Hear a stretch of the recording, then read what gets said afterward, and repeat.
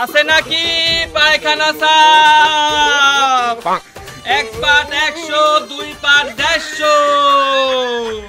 চলে গেল কিন্তু টয়লেট ক্লিয়ার, গ্যারান্টি সহকারে করি পরিষ্কার। এখানে টেডি শার্ট পরে হাগা সাফ করে দেয়া হয়। এখানে শীত গরম নেই, 12 মাসই পায়খানা সাফ করা হয়। বন্ধু, এই মানুষজন আর আগের মতো হাগে না রে। কি কইছু রে? মানুষজন খালি এখন স্পিরিট আর 7 আপ খায় থাকতেছে, খালি মুততেছে। থাকবি কি করি ক?